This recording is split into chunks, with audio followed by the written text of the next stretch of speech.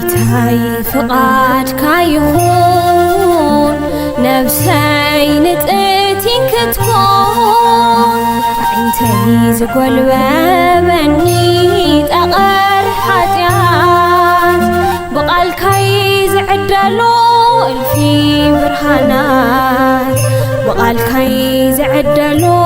እልፊ ብርሃናት ብማይ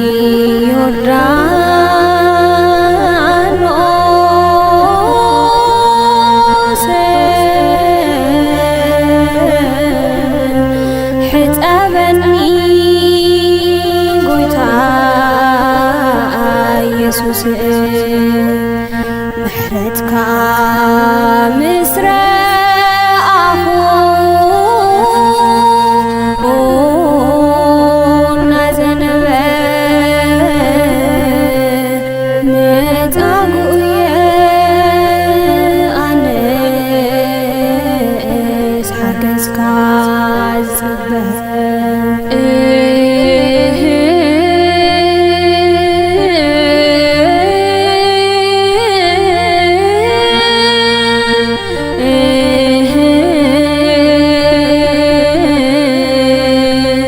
ሕጠበኒ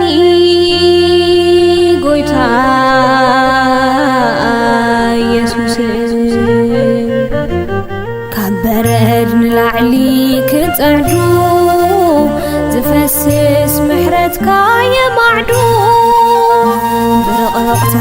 ተሰሎንቄ ተተውሓጥኩ ንልክስኻ ርአየ ኣድሕነኒ ዝበልኩ ንልክስኻ ርአየ ኣድሕነኒ ዝበልኩ ማይ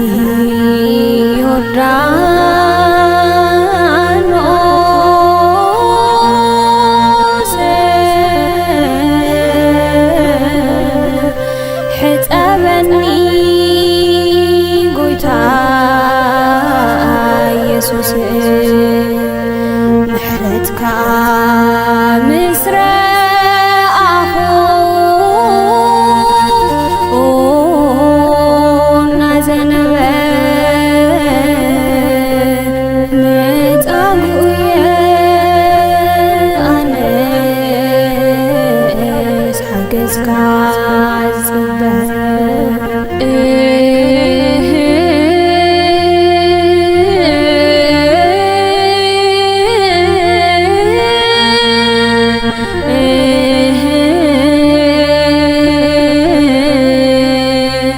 ሕጠበኒ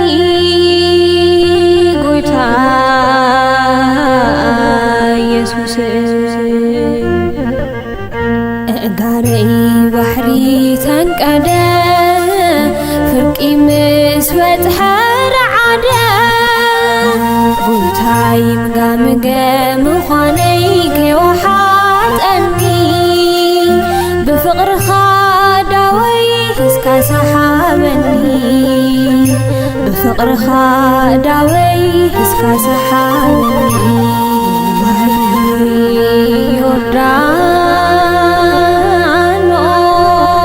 ዮርዳኖስ ሕፀበኒ ጎይታ ኢየሱስ ምሕረትካ ምስ ረኣኹ እናዘነበ መጻጉዕየ ኣነስ ሓገዝካ ዝጽበ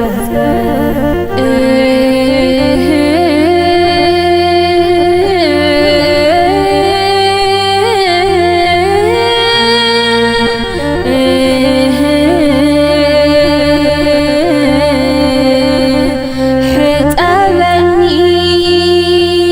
ጎይታ ኢየሱስ ፍጹም ተገሪመ ብትሕትናኻ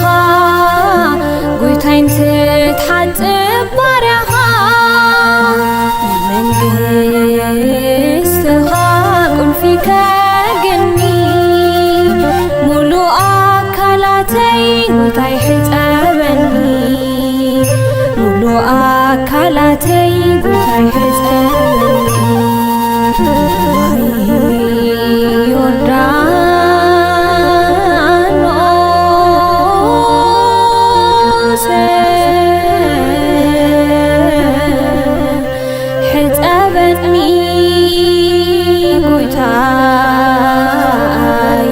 ኢየሱስ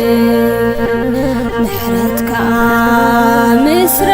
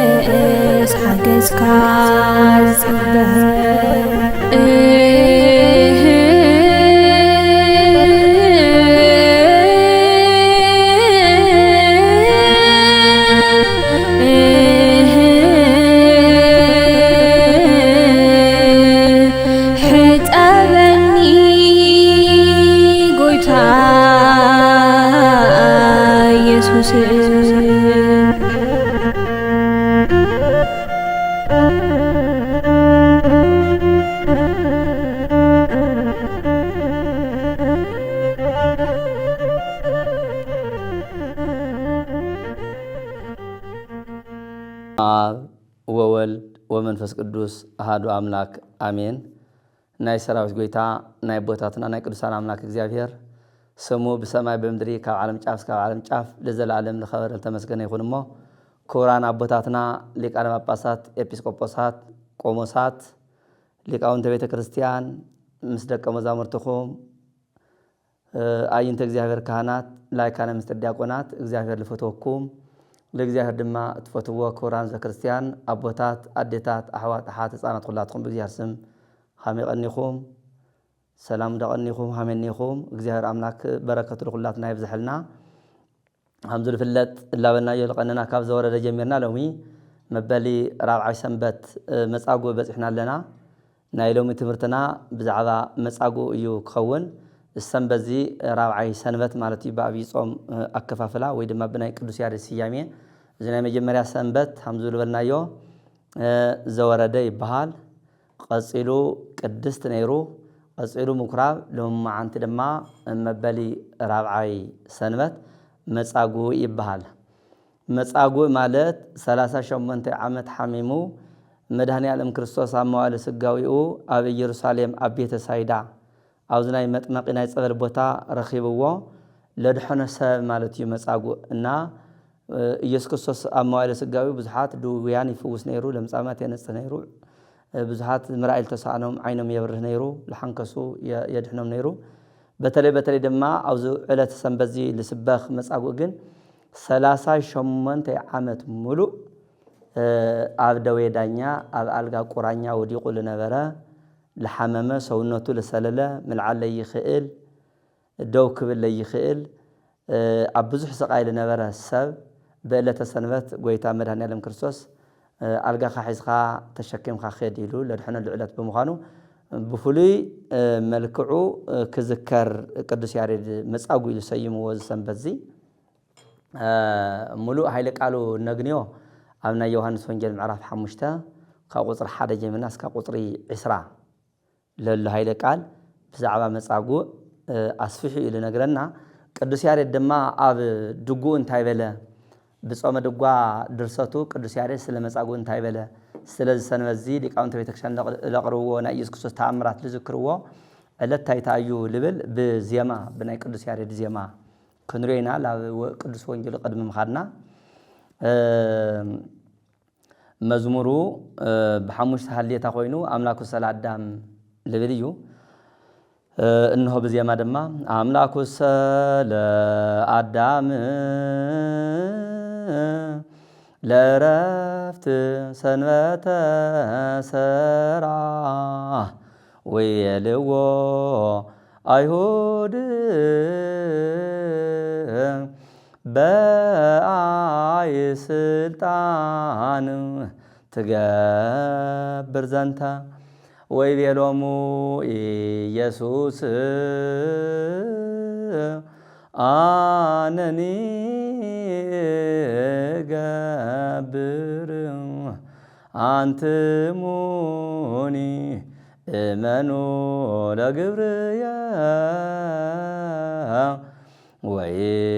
ወይቤሎሙ አነ ውእቱ እግዚአ ለሰንበት እግዚአ ውእቱ ለሰንበት ወልድ ዋህድ ወይቤሎሙ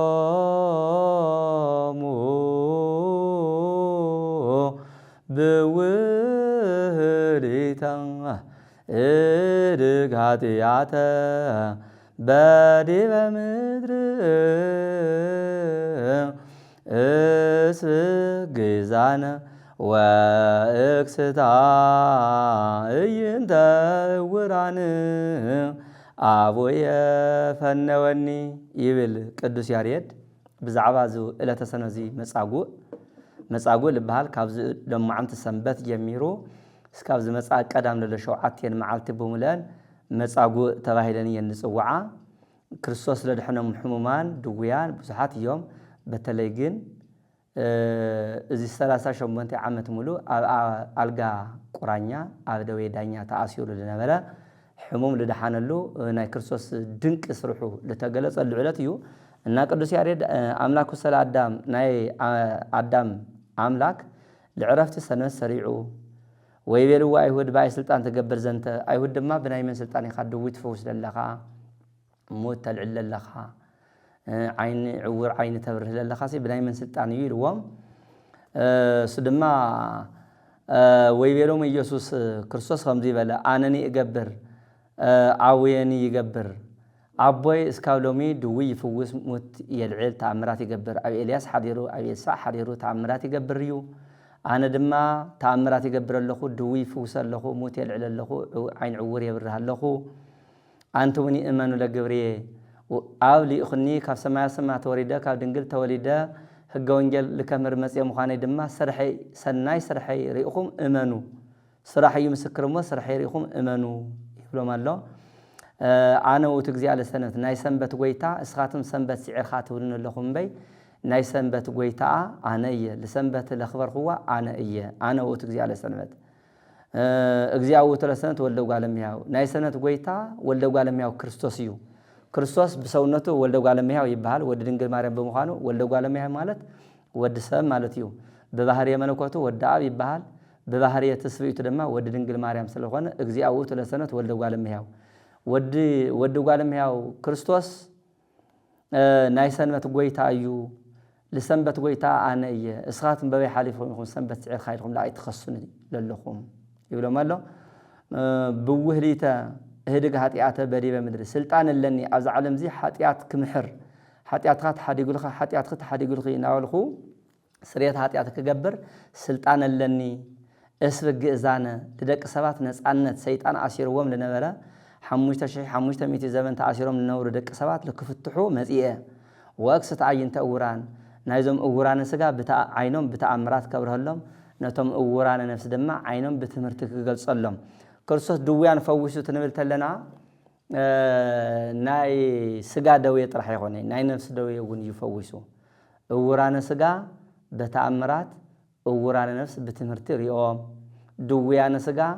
በተኣምራት ድውያን ነፍሲ ድማ በትምህርቲ ተፈዊሶም ሃንካሳነ ስጋ በተኣምራት ሃንካሳነ ነፍሲ ድማ በትምህርቲ ድሒኖም እዩ ቱ ትምህርቲ ናይ ክርስቶስ እና እዚ ኩሉ ክገብር ኣቦይ ልኢኹኒ ወእክስት ኣዕይንተ ዕውራን ዓይኒ ዕውራን ከብርህ ኣቦይ ልኢኹኒ ካብ ኣቦይ ተላኢኸ እየ መጽአ ኢሉ ሰማያዊ ልደቱ እውን ነጊርዎም ለኣይሁድ እና ኣብ መዋዕለ ስጋዊኡ 33 ዓመት ኣብዚ ምድሪ ዝጸንሕ ተሎ በተለይ ኣብ መዋዕለ ትምህርቱ ምስ ተጠመቐ 40 ጾም ምስ ጾመ 3 ዓመት 3 ወርሒ እዩ ወንጌል ሰቢኹ ክርስቶስ ኣብዚ 3 ዓመት 3 ወርሒ እዚ ለድሕኖም ድውያን ማእለያ ስፍሪ ቁፅሪ ዘይብሎም እዮም ብዙሓት ድውያን እዮም ተፈዊሶም ብዙሓት ሕሙማን እዮም ድሒኖም ብዙሕ ተኣምራት እዩ ተገይሩ 5 እንጀራ ኣበርኪቱ ለ5000 ህዝቢ ኣብሊዑ 7 እንጀራ ኣበርኪቱ ለ4000 ህዝቢ መጊቡ ብዝባን ባሕሪ ተጓዒዙ ብዙሓት ሕማም ዝሓደሮም ሰባት ድማ ድሒኑ ከድሕኖም ከሎ ብዘፈረስ ብልብሱ ነኺኦም ልድሓኑ ኣለዉ ጭቃ ቀብኡ ለድሕኖም ኣለዉ ብቃሉ ለድሕኖም ኣለዉ ዳሃሲሱ ብኢዱ ለድሕኖም ኣለዉ ለልዕለሞ እውን ኣለዉ ሙታን እውን ልዒሉ ኢና ካብዞም ብዙሓት ዝተፈወሱ ድውያን እቲ ሓደ ሎማዓንቲ ዕለተ ሰንበት ዝዝከር መጻጉዕ እዩ። መጻጉዕ 38 ዓመት ሙሉ ኣብ ሕማም ዝነበረ ሰብ እዩ ኣብ ኢየሩሳሌም ኣብ ቤተ ሳይዳ ጸበል ነይሩ ኣብ ብሉይ ኪዳን ዘመን እውን ጸበል ነይሩ እዩ ኣብ ሐዲስ ኪዳን ዘመን ብዙሕ ቦታታት ጸበል ኣሎ እቶም ጸበላት ብኽብሪ ተንከባኺብና ክንሕዞም ይግባእ ምክንያቱ ፈውሲ ልሁና እዮም ፈውሲ መድኃኒት ንሰኣናሎም ሕማማት ኩሉ ለተጨነቕናሎም ሕማማት ሓኪም ከድሕነና ዘይከኣለ ሕማም ኩሉ ኣብ ጸበል ቦታ ኢና ድሕነት ንረኽበሎም እና በየገዳማቱ በየኣድባራቱ ብዙሓት ጸበላት ኣለዉ ኣብ ብሉይ ኪዳን ዘመን እውን ጸበል ሃብ ነበረ ናይ ዮሐንስ ወንጌል ምዕራፍ 5 ይነግረና ኣሎ ብዙሓት ሕሙማን ኣብዛ ጸበልቲኣ ይድቅሱ ነይሮም 5 መደባት ነይረን ከምዙ ኣብ ሆስፒታል ናይ ቁስል ሕማም ዘለዎም ኣብ ሓደ ገጽ ናይ ካሊእ ዓይነት ሕማም ዘለዎም ኣብ ካሊእ ገጽ ናይ ህፃናት ሕክምና ኣብ ሓደ ገጽ ከም ዝግበር ኣብታ ቤተ ሳይዳ ነበረት ጸበል ድማ እግሮም ልደረቀ ምኻድ ለይኽእሉ ኣብ ሓደ ገጽ ርእሶም ለሓመሙ ኣብ ሓደ ገጽ ከብዶም ለሓመሙ ኣብ ሓደ ገጽ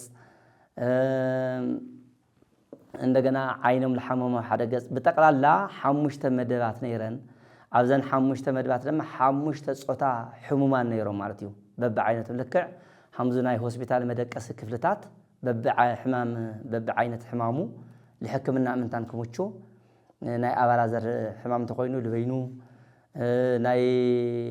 خالي حمام تخوينو لبينو هامل دكس عذابوتا سوون اتم حموان ككم حمامهم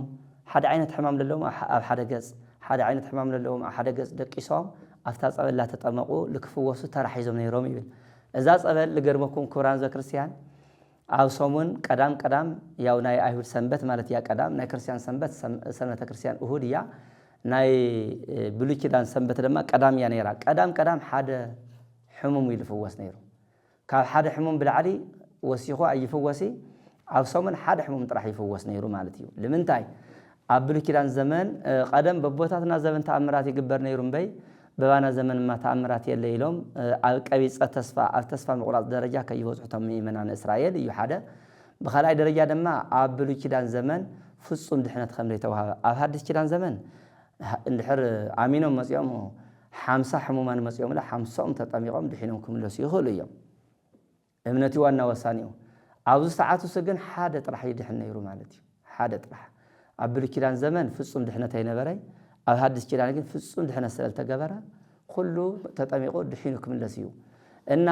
إذا مسأقول لتبع سبزي مسأقول مارت حموم الحمامة مارتيو ناي جورسون بقى ناي تصوّسون أي تفلت من هم لبال مسأقول مالت بتعمل حمام لصنعه عبدوي دنيا ألقى قرانيا الودقة مالتيو إن 3 شمونت عامة ملو عاوز أرزي وديق نيرو مالتيو تو لفوّس ناجزهر ملاك وريدو تماي تبارخو تلا يناوص يبل ناجزهر ملاك كاف سماي وريدو تماي يبارخو ما مسبارخو يناوص مستناوص لمتاي لبارخو لفوسي لنا دويان فوسي يبارخو ملاك مسبارخو ودياو نقلطفو قيدو نابز بحر زليل لا اتوا دحينو كابلله ودوي كابلله وحمام دحينو فصم طعنا رخيو يوص نيرو معناتي بز مسارات زي مصاغو كدحن 38 عامت أبزات صغر بوتا زي وديقو نيرو مالتي وديقو زماي كناوز تلو ناغزهر ملاك موصي مسبارخو كتمق غعزات يجمرتلو كاو حيش لبلسب لا قدمه وي دما زمد للوسب ودياون مستناوصا نتحمم حف بينهم ناوز بحر يدربيو دحينو تفويسي وص مصاغو جن سبسينو زماي كناوز تلو حف بالقلطيف لاوز بحر لدربيو سب مسانو بعلو دما قلطيف كي يبصح حمام سلال صنعو قاسيلو غتاتيلو وحفافيلو هم حصان غنا اجر حملي تخلق قلعه لاوز بحر يسكاول بصح كاول حشسب لا قدمو زمد للو سب لا قدمو 38 عامت لا تدفع لا تسقطا سب لا قدمو تا صبل تيرخبا تقميطو معناتيو يغرم حزول زمد ليولم سبات او هوسبيتال ودقو او غزوم ودقو بيبوتو امطليا لودقو سب لسانو حجاز لسانو وغنتنا علويا موغيتا كيقطعنا لزم سازيوم حجاز كنغورلهم يقبا غويتا لزم مصاغو حجاز مغبارو معنات سخاتم الحجاز غورو لتخلوا لحوخم لغوروايخم غبارو انتبلنا ايو محكم لسانو درار مشت لسانو خدان لسانو محدر لسانو ወገናትና በየቦታው ሀምለለው አይን ዘንገዕ ጾምትን ጾምተለና እዚና ክንዝክር ለለናና ዘመድ ሲኢኑ እዩ ወዲቁ ዝመጻጉዚና ጎይታ መድኃኔ ዓለም ክርስቶስ እላምህረ ናይ ሓሙሽተ ዕዳጋ ህዝቢ ዓጅብዎ ናብዚ ቦታ ሱኸ ደሞ ረአዮ ይብል ረአዮ ለኹላትና በአይነ ምህረቱ ይመልከተና ፈጣሪና በአይነ ምህረቱ ተመልኪትዎ ናይ ድሕነቱ መዓልቲ በፂሓ እዚ ኩሉ መከራ ሓሊፉ ኣብዚ ዓለት እዚኣ ግን ምስ ክርስቶስ ዝተራኸበላ ዕለት ቅድስቲ ዕለት ብሓቂ ንሕና ሓጢኣትና ሓዲግና ላብ ንስሓ እናኣትወላ ዕለት ምስ ፈጣሪና እንራኸበላ ዕለት እያ ስጉይ ዶሚ እንቕበለላ ዕለት ምስ ፈጣሪና ሓደ ሕብረት እንፈጥረላ ዕለት እያ ካብ ሓጢኣት ዓለም እንወፀላ ዕለት ፍሉይቲ ናይ ድሕነት መዓልትና እያ ትበሃል መጻጉዕ እዚኣ እዛ ዕለት እዚኣ ናይ ድሕነት መዓልቱ ናይ ጥዕና መዓልቱ ካብ መከራ ኩሉ ዝተላቐቐላ መዓልቲ እያ ኣብ መከራ ለለዉ ወገናትና ኩሉ ካብ መከራ ውፅኡ ኣብ ሰላም ኣብ ቅሳነት ኣብ ፍቕሪ ልክ በፅሑ እግዚአብሔር አምላክ ለኹላትና ይሐግዘና መጻጉዕ ኣብ ጭንቀት ኣብ ሓዘን ኣብ ሕማም ኣብ ቃንዛ 38 ዓመት ሕሰቦሞ 8 መዓልቲ ይኾነ ወይ 8 ወርሒ ይኾነ ወይ ድማ 8 ዓመት ይኾነ 38 ዓመት ኣብ ቃንዛ ኣብ ሕማም ኣብ ደዌ ዳኛ ኣብ ኣልጋ ቁራኛ መውዳቕ ከቢድ እዩ ብጣዕሚ ከቢድ ቤተሰቡ ጸሊኦምዎ መላዓሊ ሲኢኑ መቸም ሰብ ተሓምም ተሎ ንፈልጦ ኢና መጀመርያ ሰብ ተሓምም ተሎ ሰብ ይእከብ እገለይ ሓሚሙ ትበሃል ተሎ ጠያቂ ብዙሕ እዩ እንታይ የድልየካ ኣንሶላ ቀይሩሉ ምንጻፍ ቀይሩሉ ተርኣስ ወስኹሉ እዚ የምፅሉ እዚ ሃወ ይልበሃል ብዙሕ ጠያቂ ይለረባረ ሕማም ላጸንዐ መዓልቲ ላነውሐ ተኸተለ ግን ሰብ ላረሓቐካ ይኸድ ሓውኻ ላረሓቐካ ይኸድ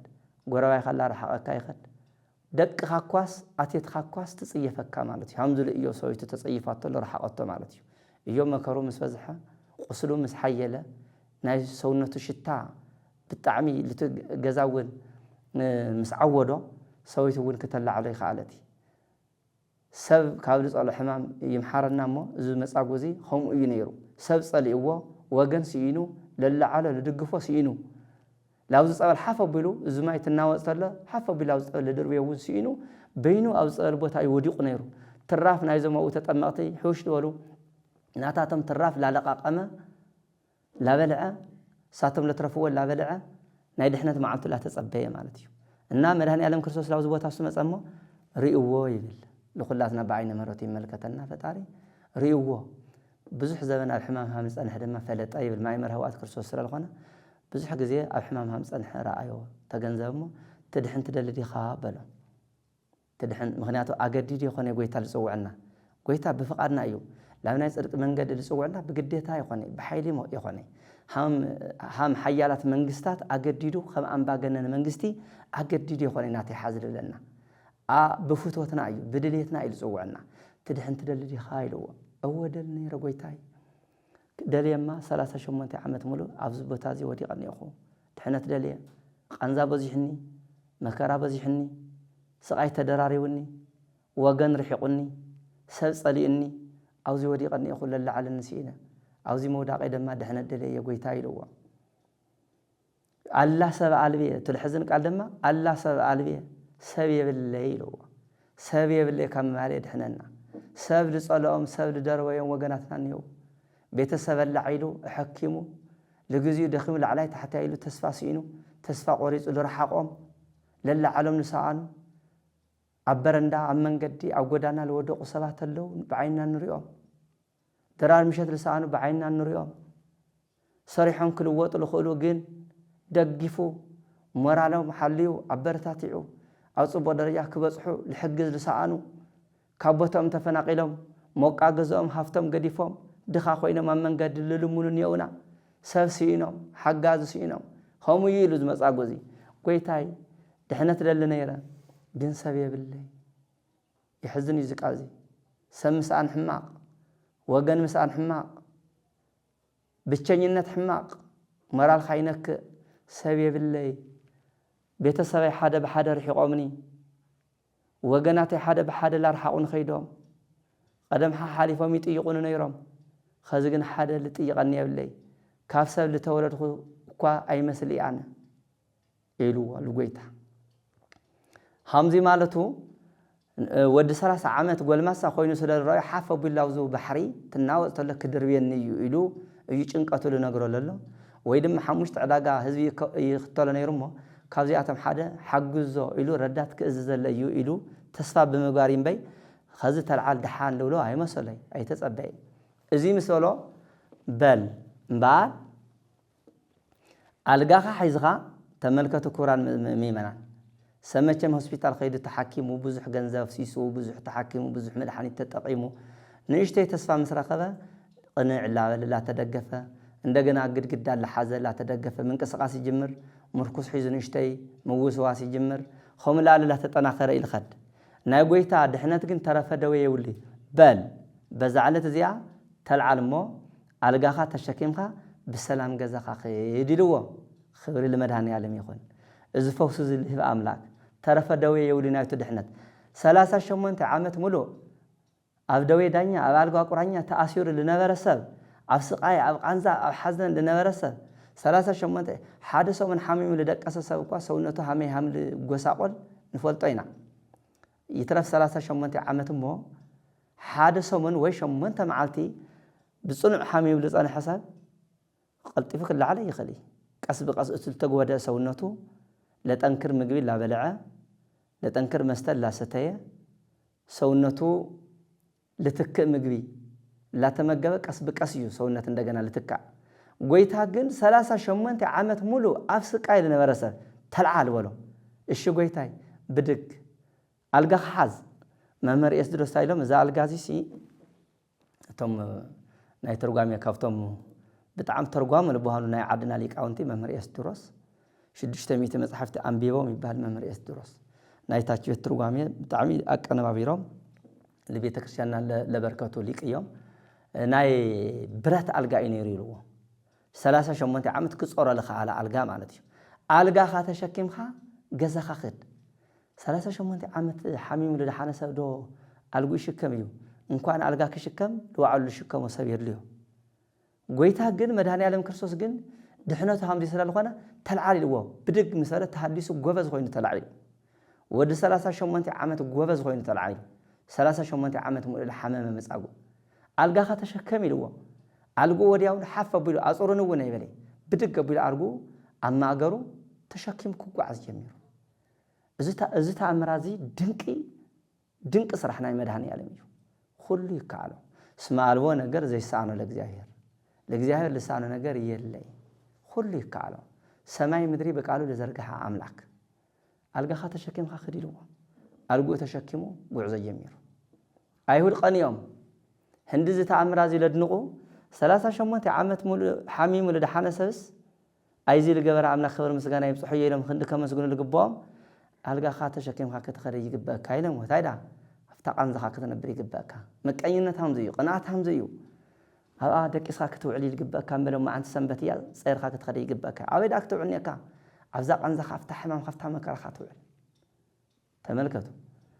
دحري تايلوم أي تولد حنني سب ألقى خاحس خاخري لني ما أنا يخون خيلوه من يلمو أنا يفلت هو بزح حزب النبرة مغناته بزح حزب سل النبرة كفلت أي خال خيلوه زيون نحتو صنفنا أيو إنكوان 3 شمونت عامت حميم خالد إحنا كاسبي ترفمه ناين إشتي كيلومتر من قدي لسنيكا بمكينة الوسدكا وي الخفل الخا مسح لقابزكا شايبونا له لك كاسبكاس طيقها مني الخا كتحزي القبا كتمسكنا يلقبا يقني اللي خبرتي هذا اللي يلقبا أما كرخا جزية أو شجر خا جزية درد أكاسة ما كقول عليه أو شجر خا تأثير خا لفتح كا جزية سب أو حزن خا لدبس كاسة هم غير خير الساعة شجر خا للك حكاسة هم غير خير الساعة قلنا إحنا أولت على الساعتين للك إحنا سب صلاعينا نقول لتوحس الناس ولتو إنا نرسل خوينا إحنا نايدك صلاة بهاري هم يجوا إن السب زيون 3 شمونت عامت ملو حميمو دحاني لو بلي واقع مالتيو بلي واقع بلي خفليت منم نجر كي خفله دحان ورسي من مخانو قالي لي فلطه ألقى خاحس خخليل إن حدا سبيلهم من يو أنا يفلط هوي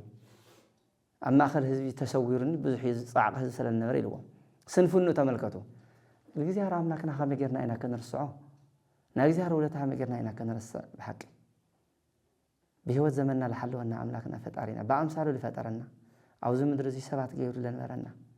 زلالماو منغستو لدالونا أملاكنا خما غيرنا إنا كنرسعو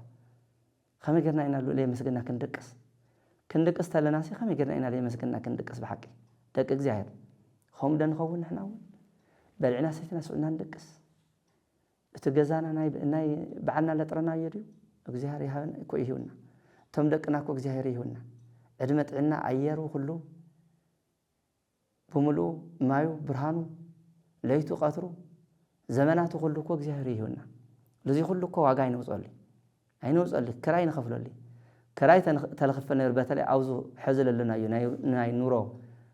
ውድነት ናይ ኑሮ خبار ለባህል ጊዜ ለዚህም ሁሉም እግዚአብሔር ለሃበና ሁሉ በክራይ ተለኾነ ንዘርቆ ደነርና አይንዘርቆኛል ጥና ልዕል ሁሉ ጥና በነፃ ይሁን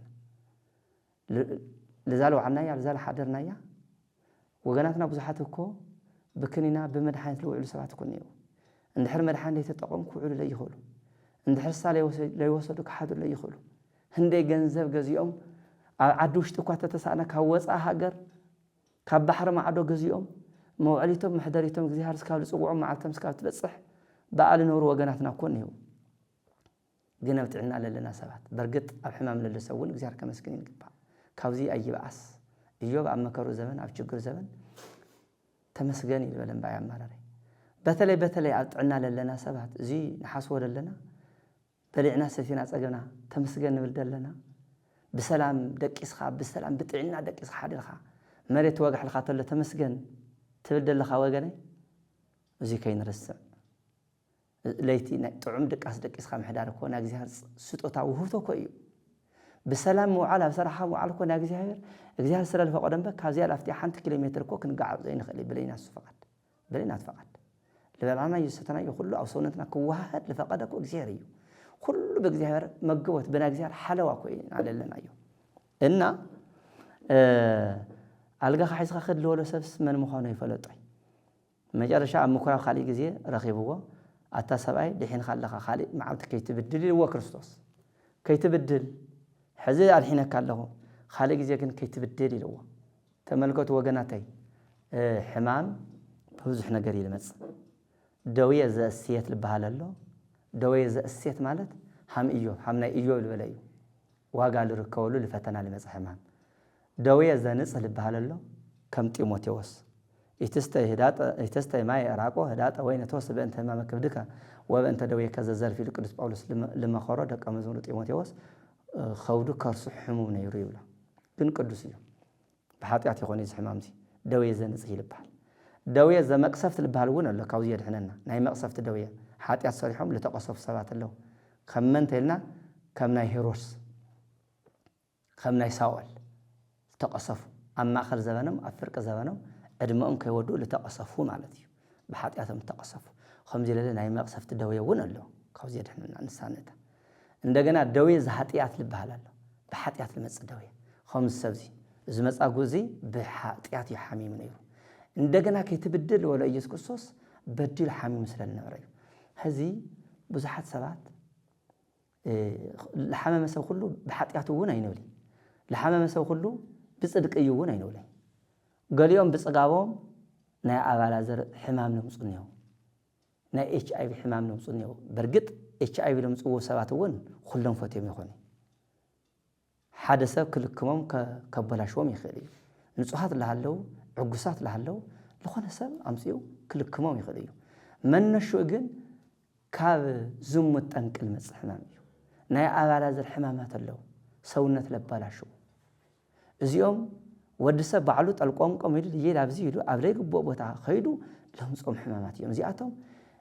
ናይ ኃጢአት ሕማም እዮም ባሉ ቶም ኤችአይቪ እቱ ናይ አባላዘር ሕማማት ኻሊ ብዝሙት ልመጹ ሕማማት አለው እዚኦም ወድሰብ ኣብ ሕማቅ ቦታ ኸይዱ ለምጾም እያቶም ስለዚህ ካብዚኦም ክንጥንቀቅ ይልግበና ወድሰብ ካብዚኦም ከጥንቀቅ ከዕቀም ነው ማለት እዩ ደዌ ዘኃጢአት ስለለለ ማለት እዩ ደዌ ዘኃጢአት ከየረኸበና ደዌ ዘእስየት ሃምና ኢዮብ እዩ ደዌ ዘንጽ ሃምና ጢሞቴዎስ እዩ ደዌ ዘኃጢአት ግን ከምዙ መጻጉዕ እዩ ናይ ኃጢአት ደዌ ከይንሐመም ወገናተይ ንጠንቀቅ ሓደ በሓንቲ በሓደ እንድሕር ጸልዓኻ ደዌ ዘኃጢአት ይመጽእ ኤችአይቪ ይመጽእ ናይ አባላዘር ሕማም ይመጽእ خالي حمامات يموصو مالتي أبزي حقا كم مجاب صوم كم مصلا لله على الحمامات هو نلو صوم دحرت تصلي خوينخا سلخا كل جزية هم إنسان واحد مشيت دحرت تبلع خوينخا لموز حمامات هو نيو سياتهم وني حاتيات حمامات يوم وجناتي بزحات حمامات له بزيوم كين الساقة نايزوم حمامات يوم قرانيا نايزوم إسرانيا كين خوان صوم صلاة كنفوتنينا حدارنا كنخبر لنا نصنانا كنحزل لنا أنا السبزي لما أنت بقلة سنة تفوس مسعود بحاتيات يحامي منيرو إندجنا كي تبدل اللي هو مرهني على كريستوس إندجنا كي تبدل ندحر بدل خا كابزي لبعثة كابزي لجدد حمام كرخ بكاي حدا زي تحكمنا دحنا كنخون خينا حدا زي حميمنا صبر خينا دحنا كنخون خينا دقمنا دقاقمنا زحات ياسون دحنا رخوجين كين دحنون كجبري خليه زحير مالتي حدا زي يقرأ تبلنا تلت تفوسنا تلت محرنا تلو واي قويتاي محير خاني كاوز مكرازي وصي خاني دقم يلمدي دقم لا حتى أي ملسي إلنا قال كده نمسط علينا كنعطو يرقبنا مالتي هنا እንደገና ከይተበደለ ይልዎ ማዕዝ በደሉ እንታይ ደኸመነ ጎይታ الحمامات جزية تأثيره بإيد أيهود تأثيره للحرحر تأثيره أيهود خصوا مسكر كتألالش تلو تايجيرو لنا إنا كن خصوا لا بلاطوس كنوسدة لناسي طفاعته بدلو جبنو تايتو لنا تلو تاينا مرتع حزنا كنقرب لهالو ليلا بزي تقول تلو مسأقول مسكر خوين قريب أنا حدا مسكر خوني يلوهم تاي الخاخة مسكر سعار سنبتي سعار سنبت كلية سنبت سعار هجيك زي هلا فرسي يسوي كلية تايجيرو تتبهالد ما لا أيي أنا 3 شمنت عمت ولا حميمسي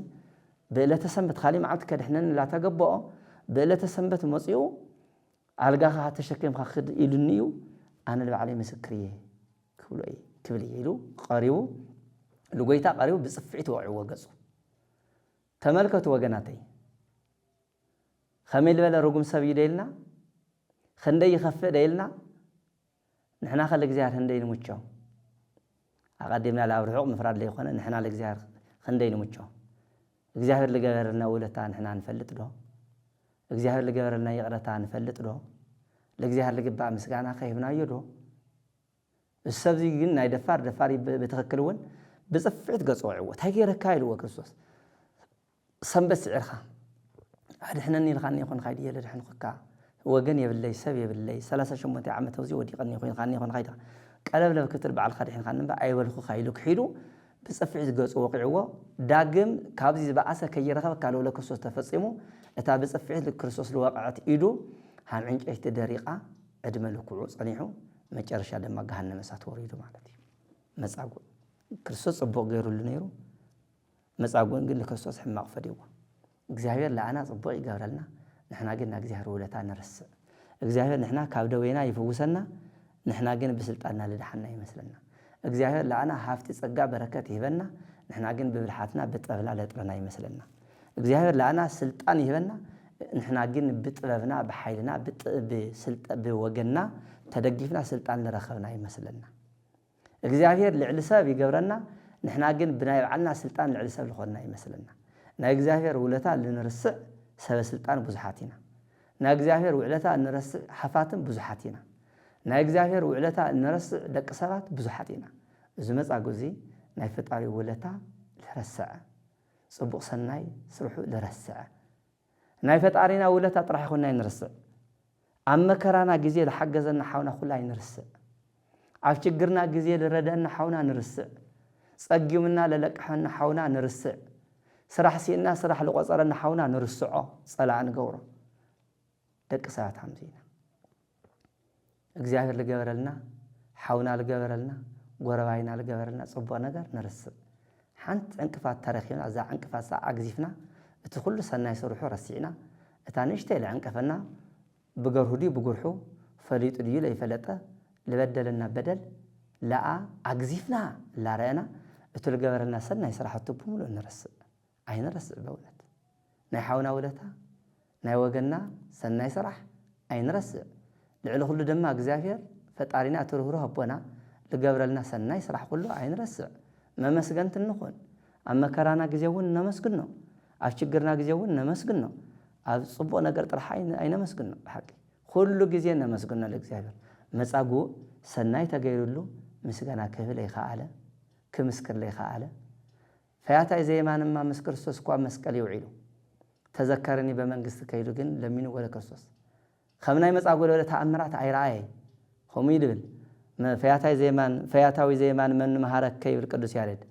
فياتاوي زيمان منو مهارك ومنو نجارك تاي مرزنت نبيات إيهاتتكو وهواريات إتلوكو الله صهاي كسبتني صابريكو آمنكو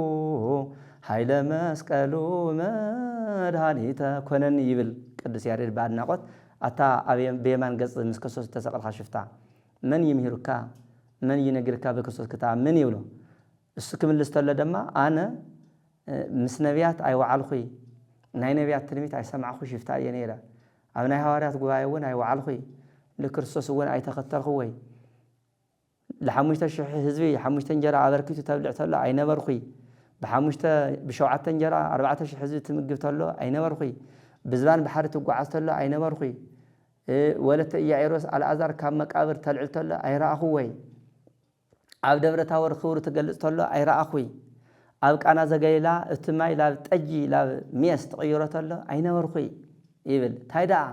الله صحيح أصابتني أفسقلته جزيء يعجبه أمكروا جزيء يريه ነገር ግን ፀሐይ ክትጸልም ተላ ሪኤ አምላክ ኮይኑ ይዚም በብርሃናት ልጸልመቱ ኣብዚ ጊዜ ስቅለቱ ኢለ አመንኩ ይብል መጻጉዕ ግን እዚ ሁሉ ተአምራቱ ሪኡ ድውያን ክትፍወስ ተለው ሪኡ ልዕሊ ሁሉ ድማ 38 ዓመት ሓሚሙ በዓሉ ድሒኑሲ ለክርስቶስ ክብር ከፋይ ኻለይ ብጽፍዕት ገጽ ወቂዕዋ ሕማቅ ውለታ መምላስ ሕማቅ ጽቡቕ ልገበረልካ ጽቡቕ እንድሕለይ ኻልካ እኳ ምስጋና ይግባእ መቸም ልገበረልና ለእግዚአብሔር ፈጣሪና ክንገብረለይ ንኽእል لبامنك داوي تايدو سلتتنو منت آسيو لإجزهار بأنت كل زجبر اللي تأزيا ناي مسجانا ناي تتنا مزموريا لفتارية لإجزهار سي سل الجبر اللي تايك كورلو السوس كلنا جري وني بهو الزمني عكيوني أو زعلان دي تحوس تلا دستكري كيروني لعل كل دما من قصة سمات العية عدالي لي أنس لإجزهار سي تايك هو تاي عقمل لني وأنا تحد دخل حد هفتان ولا تكمل سلا يخلي እንኳን ለእግዚአብሔር ይተረፈሞ ሓደ ድኻ ሃማዬ ለሓደ ዓብይ ሃፍታ ጽቡቕ ስለ ለገበረለሲ ሃምዚ ለውለታ ከገብረሉ ይለ ተሓሰብኩ ዓቕሚ ይረኽበሉ ታይዳ ዓቕሚ ይቀኒየለይ እግዚአብሔር ይሃበለይ ምስጋና እያ ለፈጣሪያን ለእግዚአብሔር ለዚ ሁሉ ለገብረልና እግዚአብሔር ድማ ታይና ንገብረሉ ተይልና ምስጋና ጥራሕ እዩ ምንተ ኣስዮ ለእግዚአብሔር በእንተ ኩሉ ዘገብረ ሊተይሉ ይጥይቕ ሞል በአምላክ ዳዊት ነቲ ሁሉ ነገር ለገብረለይ أبناء من قصة زفان لقمت أني فتاريه كأبناء سأول طور خينات لدحنا نجزاهر سي تأيك هو اللي تيجمو بعلي من اللسن دجنا مسجنا به صواحي وتتميت واسم الجزاهر يسوي تمسجن فتاري إلى كمسجنا به خالي عقم مع الجزاهر الإخوان وهو تمام تايلني مسأجو جن لزي لا يتعدل أيو أو حماماته أما كرو جزيل يسكت الصوص هندي فياتي زي ما نقول أبي ما نخوينه تذكرني بمن قصة كيلو أذقاله خانو إذا جنز كل دحنا ترخيه كم مكروا التلاقى قصب جن كم سكروا لا تجبأ أبقى خونه لا تجبأ خند عفو حاليفو كسر لا تجبأ صفعت وثقوا ولا كسوس مالتيو خمسة عينات ولا تعرف ساعات كن خونه يجبنا وجناتي كريستيان إجزاهير اللي جبر لنا ولا تقول حدا بحدا إجزاهير اللي جبر لنا ما كم نحن نفلت حميمنا تنحن تلنا هنا إجزاهير محيرنا ودينا تسيرنا هنا كنحن تلنا أيوه قالوا خن حدا كنت أنت لنا جزيرة الحين جين جزيرة كل جزيرة الحين كل جزيرة حلونا نحنا كابين فلتة مكرة كله يصورنا كاب حدا كله مجوته قاسمنا حيوي قاس أي جزيرة نلاوي هير يبحر أبي يوحنا سوينجل معرف عسرته أنا وقت نلاوي هير حيوي قاس أنا إيه تايل حلو أباقي أتعلي الحلو ما تقولني لا أنا لقاسي لا أنا الحلو كلنا قال له أنك جزيرة أملاكنا لمسأقو لجبرو لولتا لأنا ونقول لك زي الجبر النامو هم مسأقو ولتا على الساعتي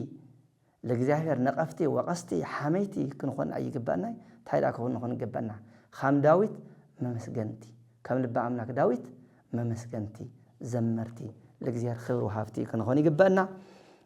قصير القدس يارد أوزو مسأقو سمون زي لده سوم مزمرات ካብ መዝሙር ቃፂል እንታይ ይብል ኣህየዎ ኢየሱስ ለመጻጉዕ ኣህየዎ ኢየሱስ ለመጻጉዕ ኣህየዎ ኢየሱስ ለመጻጉዕ ኣህየዎ ኢየሱስ ለመጻጉዕ ወፈወሶ በለተ ሰንበት ይልብል ክርስቶስ ለመጻጉዕ አድሕንዎ በለተ ሰንበት ፈውሲ ምሕረት ይዎ ይልብል ዛምናከ እዩ ላበለ አርባዕት አሎ ምልጣን አሎ እግዚአብሔር ነግስ አሎ አራራት አሎ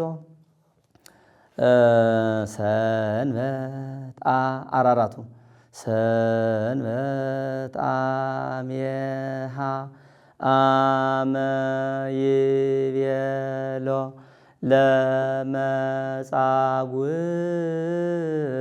ለመጻጉዕ ተንስንሳ አራተከ ነሳ አራቶ አተወ ቤቶ እስመ ፈወሶ ወልደ እግዚአብሔር በሰንበት ይብል ያው እንቱ ናይ ወንጌል ቃል ሓደ ዓይነት እዩ ለመጻጉዕ አልጋኻ ሒዝኻ ተሸከም ኢሉ ተሸኪምካ ገዛኻ ኸዲሉ ኢየሱስ ክርስቶስ ለመጻጉዕ አዘዘሞ መጻጉዕ ድማ አልጎ ተሸኪም ኸደ ይብል እዝሉ ድማ በሰንበት ተራከቦ ኢየሱስ ለመጻጉዕ ወይቤሎ ተንስንሳ አራተከ ተሃድገለከ ኃጢአትከ ወቅኢታብስ ወምዝ ዘያኪ ይርከብከ ተንስዮ ነሳራቶ አተወ ቤቶ ውእቱ መጻጉዕ በሰንበት ተራከቦ ኢየሱስ መጻጉዕ ኢየሱስ ክርስቶስ በዕለተ ሰንበት ምስ መጻጉዕ ተራኸበ ወይቤሎ ተንስንሳ አራተከ ተልዓል እሞ ተስእ እሞ አራትካ ሒዝካ ኺድ ተሃድገለከ ኃጢአትከ ደዌ ስጋኻ ጥራሕ ዘይኮነስ ኃጢአትካ እውን ተሓዲጉልካ እዩ ውቂት አብስ ድሕሪ ደጊም ከይትብድል ወእምዝ ዘይኣኪ ይርከብከ እንደገና ካብዚ ልባኣሰ ካብዚ ኸዚ ሓሚምካ የልነበርካ ሕማም ልባኣሰ እዚ ናይ መጀመርያ ሕማም ናይ ስጋ ሕማም እዩ እዚ ዳሕራይ ዝረኸቦ ሕማም ግን ናይ ነፍሲ ሕማም ካብ ናይ ስጋ ሕማም ናይ ነፍሲ ሕማም ይኸፍእ ካብ ናይ ስጋ ሞት ናይ ነፍሲ ሞት ስለ ዝኸፍእ ካብ ርደተ መቃብር ርደተ ገሃነም ስለ ዝኸብድ እዩ እና እምዝ ዘይኣኪ ይርከብከ ካብዚ ዝባኣሰ ነገር ከይገጥመካ ተጠንቀቕ ተንስዮ ነሳራቶ እሱ እውን እሺ ኢሉ አልጉ ተሸኪሙ አተወ ቤቶ ብሰላም ገዝኡ ተመለሰ ይብል ቅዱስ ያሬድ ካብ ቃል ወንጌል ካብ ዮሐንስ ወንጌል ወሲዱ ይልናገሮ ዘሎ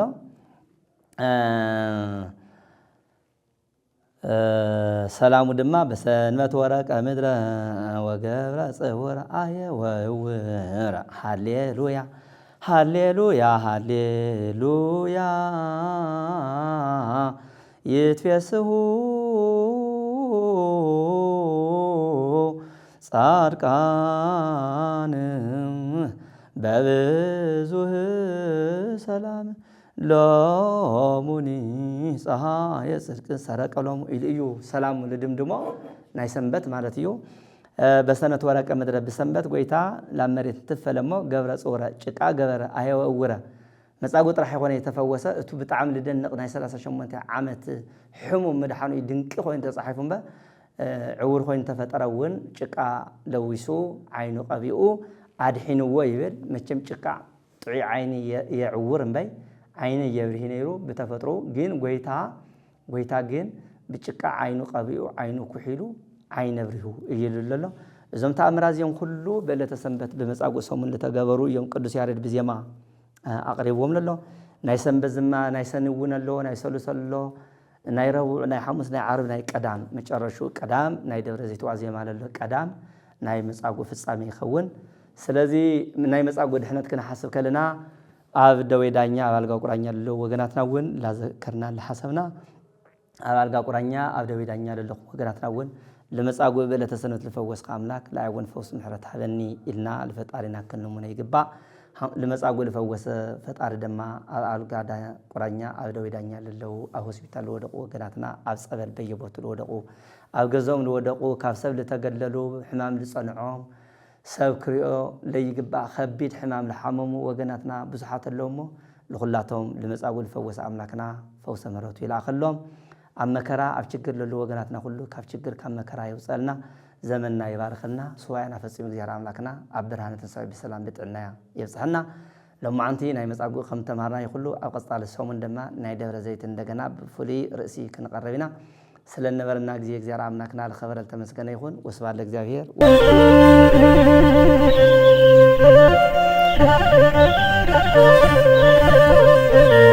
በስመ አብ ወወልድ ወመንፈስ ቅዱስ አሐዱ አምላክ አሜን። ኣብ ዓለም ንዘለኹም ኩላሃትኩም ኣመንቲ እግዚአብሔር ህዝበ ክርስቲያን ዝኾንኩም ኩላሃትኩም ሓደ ዓብይ መልእኽቲ ብሽም መድኃኔ ዓለም ከነመሓላልፍ ንፈቱ ከምቲ ኩሉ ዓለም ዝፈልጦ ብ2013 ዓመተ ምህረት መጋቢት 12 መዓልቲ ካብ ገዳም ዋልድባ ጥራሕ ኢድና ጫማ ዘየብልና ክዳውንቲ ዘየብልና ኩሉ በቲ ድንገት ዝረኸበና መከራ ናብ በብቦትኡ ከም ተበተና ከም ተሰደድና ዝፍለጥ ኮይኑ ሕጂ ድማ ከም ፍቃድ እግዚአብሔር 2017 ዓመተ ምህረት ናፍታ ንፈትዋ ንናፍቃን ዋልድባ ገዳም ተመሊስና ኣለና። ከምቲ ትርእይዎ ገዛውትና ኩሉ ፈሪሱ ኣብተይ እንዳ በረኻ ከም ዘለና ያው ትርእይዎ ኣለኹም ኩላሃትኩም ህዝበ ክርስቲያን ድማ በብዝኸኣልኩሞ በቲ ትርእይዎ ዘለኹም ኣካውንቲ ናይ ኢትዮጵያ ንግዲ ባንክ ኣሎ ናይ ወጋገን ባንክ እኒሄ ናይ አንበሳ ባንክ ኣሎ እሞ ኩላሃትኩም በብዝኸኣልኩምዎ ክትሕግዙና ብሽም መድኃኔ ዓለም ነተሓሳስባኩም። ምክንያቱ ኣብዚ ዘለው ኣረጋውያን ኣብ ዋልድባ ገዳም ዘለው ኣረጋውያን ብዙሓት እዮም ምኻድ ዘይኽእሉ ብዙሓት ኣረጋውያን ኣለው ምስ እግዚአብሔር ዝነጋገሩ ምስ ቅዱሳን መላእክት ዝነጋገሩ ዘመን ገይርዎ መከራ እንዳተቀበሉ ጸኒሖም ሕይ እውን ንሙሉእ ህዝበ ክርስቲያን ክጽልዩ ናብ በዓቶም ናብ ገዳሞም ከም ተመለስና ሓዱሽ የምስራች ስለ ዝኾነ ንስኻትኩም ድማ እዞም ኣረጋውያን ወለድና መነኮሳት በቲ ሓደ ወገን ብስጋ ደቅና እዮም በቲ ሓደ ወገን ወለድና እዮም ኢልኩም እዞም ኣረጋውያን ባሕታውያን መነኮሳት ኣብ ዋልድባ ዘለው ንዓና ህዝበ ክርስቲያን ንሙሉእ ህዝበ ክርስቲያን ንሙሉእ ኣማኒ ምንታ ከጽልዩልና ንገዳም ኣትዮም ኢልኩም ብተሓጓስ ተቐቢልኩም ኣፍታ ዝኣተዋ በዓቲ ድማ ሰርከ ህብስት ማለት ውዒልካ ዝብላዕ ውዒልካ ዝስተ ማይ መቕድሒ ጀራካን መጠራቐሚ ጀርዲን ዝኸውን ዓብይ በርቢል ከምኡ ድማ ሰሊጥ ንህብ እንጣጢዕ ረጨው በርበረ ከይስእኑ እንተስኢኖም ኣብኣ ኮይኖም ንዓናን ንርእሶምን ክጽልዩ ኣይኽእሉን እሞ ስለዚ ካብታ ገዳም ከይወፁና እቲ ንሓቶም ጸሎቱን ከይቋረፀና ክንሕግዞም ኣለና ኢልኩም ብሽም እግዚአብሔር ክትሕግዙና ነዞም ኣረጋውያን እዚኣቶም ሰርቀ ህብስት ዝብላዕ 11 ሰዓት እዮም ዝበልዑ ውዒሎም 11 ሰዓት ዝብላዕ ስኢኖም ከይወፁ ክትሕግዙና ኣብ በዓቶም ኮይኖም ንኩሉ ህዝበ ክርስቲያን ክጽልዩ ምእንታ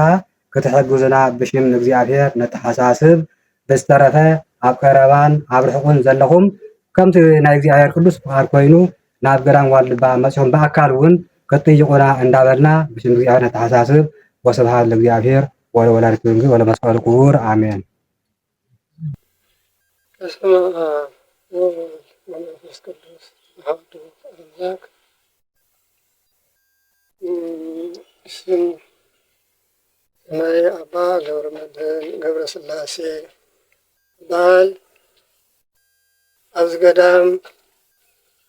ኣተኽሉ እውን ብ58 ዓመተ ምህረት ኣብዚ ገዳም ኣቴ በስቶም ቅዱሳን ኣበባት ዘለዎ ወለዲ ሓቢረ ብጸኒሐ ክሳብ እዚ ዕንቅፋት ዝፈጠረልና ኣብ ገዳምካ ዘዋፅእ ፈተና ክሳብ ዝገጠመና ካብኡ ናብዚ ልክዕ ን4 ዓመት ብስደት ተቐሚጥና ከርፋሕ ኑሮ ረኺብና ቁርን ፀሓይን ተፈራሪቑና እቲ ኮነ እቲ ግን ኣብቲ ሃገር ወፃኦም ዘሎ ህዝቢ ብምርዳእ ከይተበታተና ልክዕ ስነ ስርዓትና ሓሊና እግዚአብሔር ብዝፈቐዶ ብናይ ህዝቢ ድጋፍ ተመሊስና ናብ ገዳምና ኣቲና ኣለና። ኣብቲ ገዳም ናብዚ ዝፈረሰ ዑና ኢና ኣቲና ዳስ ሰሪሕና ቆላ ፀሓይ ኣፀድ ዘይብሉ እንትርፊ ቅንጭብ እውን ፈሊሱ ሰብ እንትፍለዮ ንሱ እውን ተፈልዩ ስለዚ በሰዓዚ ኣቲና ኣለና ንሕና ናብዚ ገዳም እዚ እንትንመፅእ ትናት እንተለና ዓቕሚ ነይሩልና ጉልበት ነይሩና ኢልና ይኮናን ኣወብቲ ዑና ሓቂፍና ብዓዲ ውስጥን ብወፃእን ዘለኹም ህዝቢ ኣገር ወዳድ ዝኾንኩም ብምሉእኩም ትረድኡና ናብቲ ዝነበሮ ዝወደቐን ዝዓነወን ንምስራሕ ብተኻለኩም መጠን ክትረድኡና ኢኹም ኢልና ተስፋ ብምግባር እዩ እምበር ንሕና ሓዚ ሰሪሕና ከምቲ ቀደም ተሰርሖ ክንሰርሖ ኢና ዝብል ኣቋም ዓቕሚ የብልናን ዓቕምና ብርሃንና ፅላልና ሓይልና ንስኻትኩም ምእመናን ስለ ዝኾንኩም ኣብቲ ኮይንኩም ወፃእ ኮይንኩም ዓዲ ውሽጢ ኮይንኩም ምንም ብህሊናኻትኩም ኣየር ጥሒሱ ዝመፅእ ዘይኽልክሎ ሓሳባትኩም ዘይኽልክሎ ውህብቶኹም ክትረድኡና እናበልና ሕዚ እውን ብትሕትና ንህዝቢ ብምሉኡ ሓሳብና ነቕርብ ብ400 ዓመተ ምህረት ተመስሪቱ ክሳብ ሎሚ ቅዱሳን ዘይተፈለይዎ ቦታ ቅዱሳን ወለድና ክሳብ ኣጋዕዝተ ዓለም ስላሴ ዝርኡ ዝነበሩ ኣቦታት ዝነበርዎ ኣፅምቶም ዝተቐበረሉ ቅዱስ ቦታ እንትኸውን ሕጂ ግን ዘመን ብዘምፀ መከራ ተሰዲድና ነርና መፂና እንተመፃና እዚ ምርፋቕ እዚ ፈሪሱ በቲ እውን ናይ ግሊ ባሕታውያን ባዕትታት ነር ኩሉ ፈሪሱ ስለዚ ነዚ ዝኸውን መሐገዚ ድማ ከም ትሪእዎ ኣካውንት ኣውፂና ስለ ዘለና ናብዚ ኣካውንት እዚ በብዓቕምኹም ኣብ ወፃእን ኣብ ደገን ኣብ ውሽጥን ዘለኹም ኩላኻትኩም ትሕግዙና ብሽም መድሃኔዓለም እንዳተሓሳሰብና ከም ትሕግዙና እውን እንዳኣመና ስለዚ ምስ ሓገዝኩምና ባሕታውያን ወለድኹም ወለድና ኣብዚ ዋልድባ እዚ ኣብዚ ዝፈረሰ እዚ ተፀጊዖም እንዳፀለዩ ክፀንሖም ምስ ተሰርሐ እውን ብዝበለፀ ኣብ ኮይኖም ክፅልዩ እዮም ንዓለም ምሉእ ክፅልዩ እዮም መኒ ንሃቶም ፀሎትን በረከትን ከየምልጠኩም ነዚ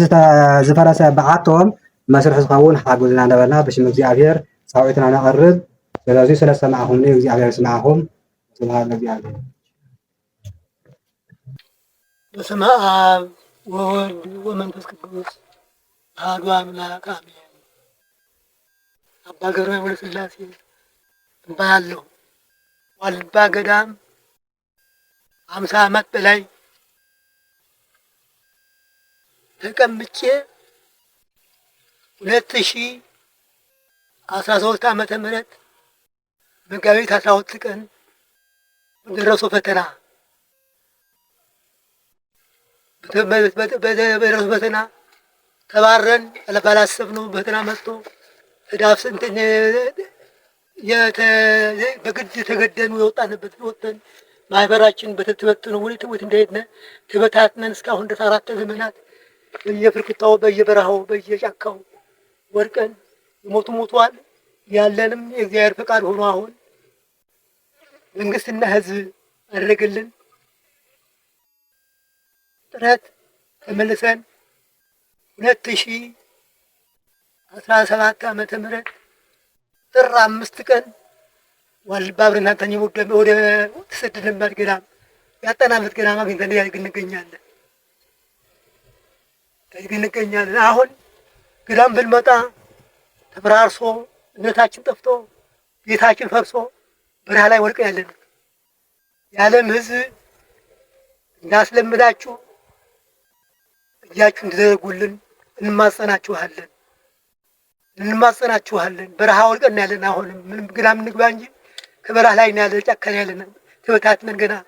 ምንም ያላልተ በረሃ ነው ወድቀን ያለን። አሁን በተሻላችሁ እጃችሁ እንድትዘረጉልን እንማጸናችኋለን። እግዚአብሔር መድኃኔዓለም የዓለም ፈጣሪ አምላክ ይርዳችሁ። አምላክ ለዓለማችን ደግሞ ሰላምና መረጋጋትን ፍቅርን ይስጠን። አምላክ እግዚአብሔር ሰላምን ይስጠን። በሰላም መኖር ሰርተን ለመብላት እግዚአብሔር ጊዜያችን የተቃና እንዲሆን እየተማኘነ አሁን እናንተም እንግዲህ እንዳፊት እንዳስለምዳችሁት አሁንም እንድትረዱን በብርሃነ ወርቅ ያለን እንማጸናችኋለን። ከም ዝረአኽሞ ገዛውትና ፈሪሱ ናይ አረጋውያን በዓቲ ፈሪሱ መፅኦም ምስ መፃና ምስ ተመለስና መድጋም ዳዊት በዓቲ ሲኢኖም 2013 ዓመተ ምህረት ካብዚ ገዳም እዚ ወፂና 2017 ጥሪ 5 መዓልቲ ኣቲና ኣለና እሞ ስለዚ ነዚ ዝፈረሰ ገዛ መሐገዝ ዝኸውን ክትሕግዙና እንደበልና ብሽም እግዚኣብሔር ንጥይቕ ኣብ ዝተረፈ ያው ህዝበ ክርስቲያን ኣብ ሙሉእ ዓለም ዘለኹም ኣብ ውሽጥን ኣብ ደገን ኣብ ውሽጢ ዓድን ዘለኹም ብኣካል መፅኹም ክትጥይቁና እውን ክነተሓሳስቡ ንፈቱ ብዝተረፈ ብኣካል ንምርኣይ እግዚኣብሔር ኣምላኽና የብቅዓና ወስብሐት ለእግዚአብሔር ወለወላዲቱ ድንግል ወለመስቀሉ